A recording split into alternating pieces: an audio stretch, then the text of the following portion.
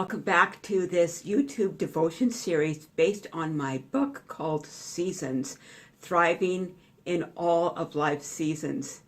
And today we're going to continue, and today the question is, now what do we do? When we walk into a place of victory after a prolonged walk of faith, we will face giants in our new territory. The battle isn't finished yet. This is to be expected. The children of Israel are a prime example. They not only faced the task of removing the inhabitants in their promised land, but they also faced a major life change shift on the way they lived their daily lives. Think about it. An entire generation accustomed to the supernatural provision of God as they wandered through the desert. Read about this in Exodus 16:35 and Deuteronomy 29 verse 5. 6 days a week they easily gathered manna that dropped right by their tents. On the seventh day they ate from the abundance of the sixth day. So they even had less work to do. Their clothes didn't wear out, and they didn't even need to repair their shoes. Once they entered into the promised land, however, God's supernatural provision stopped. They had to learn how to hunt again. They had to learn how to gather food for themselves. Joshua 5:11. Skills long forgotten, such as weaving and sewing, leatherwork, now had to be used. They had to learn how to plant gardens even. They were called to be self-sufficient, but at the same time, they were warned to remain humble and dependent on God's direction. It was kind of a tricky path for them. If they didn't heed God's commands, they would not take full possession of the land God gave them. God made that abundantly clear.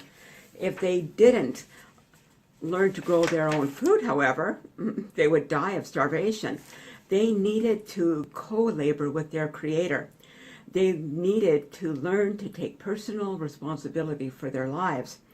Do you relate somehow to the children of Israel as I read this? I know I can relate to it. I quite often feel inadequate for a task that lies before me.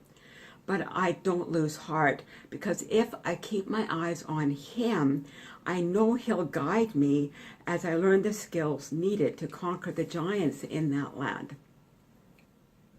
God doesn't expect us to know everything at once. He is a good Father. It would be a foolish and a cruel Father to expect a 1-year-old to be able to go to the stove, prepare his food, and serve himself, and then clean up afterwards. But a good parent, little by little, gives their child more and more responsibilities. So they're able to learn how to take care of themselves. They learn how to make a meal for themselves. They learn how to budget. They learn that patience that's needed, that food doesn't magically appear from a microwave oven. There's a process behind that. For example, Joshua was mentored by Moses all through the time that they were going across the desert. So there was some preparation.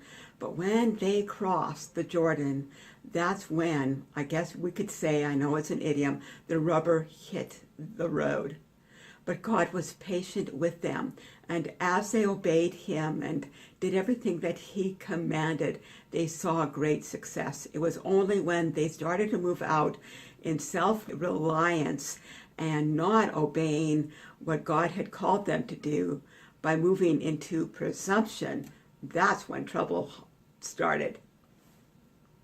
So if you are in a new season and you're needing to learn new skills and the landscape doesn't look the same and you're facing some new challenges, don't be discouraged.